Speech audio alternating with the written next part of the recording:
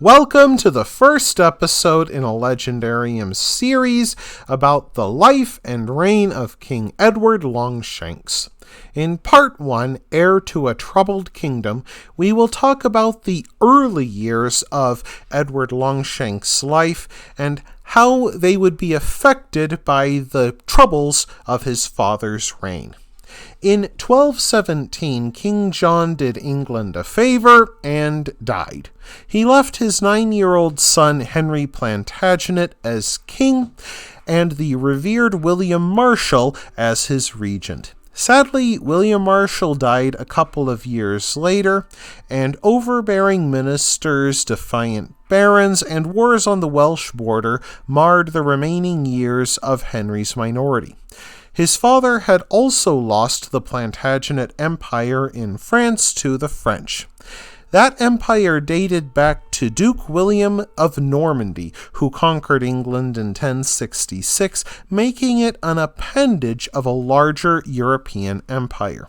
By the time he became king in 1234, little remained of this empire save Gascony, and Henry III grew 5 feet 6 inches tall with a drooping eyelid. Though not physically imposing, Henry III had a taste for regal magnificence.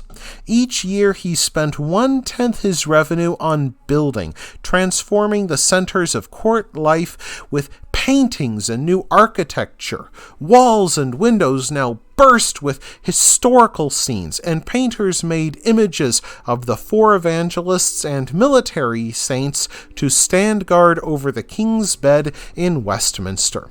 At first, Henry III hoped to marry a French princess, but the French court refused him. In January 1236, after seeking permission from a noble's council, the 28-year-old Henry III wed the 12-year-old Eleanor of Provence. While Eleanor brought the rich cultural life of southern France with her, she did not bring land, much to the distress of England's nobles. Yet through her mother's family, she brought connections to the papacy and the Holy Roman Empire. Her brothers, known as the Savoyards, controlled the border between France and northern Italy. Their wedding took place on January 20th, 1236, and the Queen's coronation occurred 6 days later. London filled with great lords, their families, and hangers-on, alongside crowds hoping for a glimpse of the royal couple. Matthew Paris wrote, "The whole city was ornamented with flags and banners, chaplets and hangings, candles and lamps, and with wonderful devices and extraordinary representations, and all the roads were cleansed of mud and dirt, sticks, and everything offensive. The citizens went out to meet the king and queen, dressed in their ornaments, and vied in trying the speed of their horses." Churchmen and lords alike competed for ceremonial duties, ranging from bearing the ceremonial sword of St. Edward to waving sticks at onlookers who pressed too close. King Henry III celebrated his nuptials by taking his new queen on a summer trip to Glastonbury to see King Arthur's supposed burial site.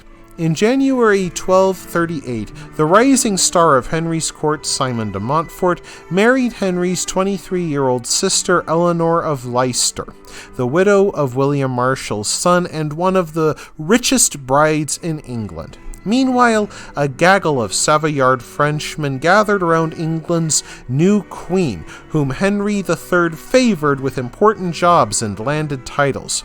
Queen Eleanor busied herself with arranging marriages between important Englishmen and her Savoyard relations. On June 17, 1239, Queen Eleanor gave birth to King Henry's firstborn son. When the news broke, wild celebration erupted throughout Westminster Palace. Clerks in the royal chapel sang, "Christ conquers, Christ reigns." When the news reached London, a citywide street festival broke out. When messengers returned with gifts of congratulation from the lords and bishops of England, King Henry III rejected some of them and demanded better for the first Plantagenet male heir born in 30 years. Typically, Plantagenet boys received Norman names like Geoffrey, William, or Richard. However, King Henry III had something exotic in mind, naming his firstborn son after his favorite saint, Edward the Confessor, last English king of England. It would have sounded odd and archaic to his contemporaries' ears, a bit like naming a boy born today Ephraim or Archibald. Yet King Henry III wanted a son who would combine new Plantagenet grandeur with ancient narratives of saintly kings who lived during the years when England was still being evangelized. Sadly, during Queen Eleanor's churching, a ceremony celebrating her recovery from childbirth, a violent argument erupted between King Henry III and his brother-in-law Simon de Montfort. De Montfort ran into financial problems and used King Henry as a guarantor for a loan without the king's knowledge. King Henry III erupted in rage at de Montfort and forced his brother-in-law to flee England. Unwelcome at home, he went on crusade in what became known as the Barons' Crusade, which recovered Galilee in the Holy Land. Upon his return to England in 1242, de Montfort reconciled with Henry III, and the two decided to celebrate by invading Poitou in France. This invasion aimed to restore the vast continental empire lost by Henry's father, Bad King John. However, their small and underfunded army was betrayed by Poitevin allies and crushed by King Louis IX of France. This disaster cemented Henry's reputation as one of the worst war captains in Christendom and once again soured relations between him and de Montfort. Yet he also had problems at home. Prince Edward proved a delicate child and suffered a life-threatening illness when he was only 7 years old. His mother nursed him back to health at Beaulieu Abbey. Edward's frailty was further emphasized by a drooping eyelid and a lisp. Those around him feared that the boy would never grow into a king. In 1254, King Henry III gave his 14-year-old son Lord Edward the Duchy of Gascony, the French Oléron, and the Channel Islands. Little remained of the old Plantagenet Empire save these remnants. Simon de Montfort effectively governed Prince Edward's holdings in France, building a diplomatic shield around the duchy's borders by allying with native barons. De Montfort also dealt with rebellion by cutting vines, a terrible punishment in a land built on the wine trade. King Henry III also negotiated Edward's marriage with Eleanor, half-sister of King Alfonso X of Castile. Edward married 13-year-old Eleanor, also his second cousin, at Las Huelgas in October 1254 and then traveled to Bordeaux, where the young lord organized his holdings in French Gascony.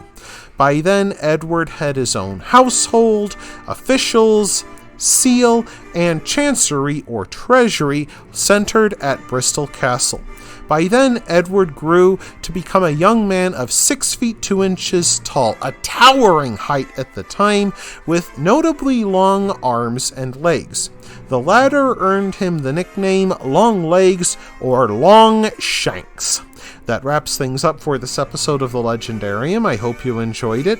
If you did, press like. If you want to see more, press subscribe. And if you've got anything to say, let me know in the comments section. Thanks again for joining me, and I hope that you have a great rest of the day.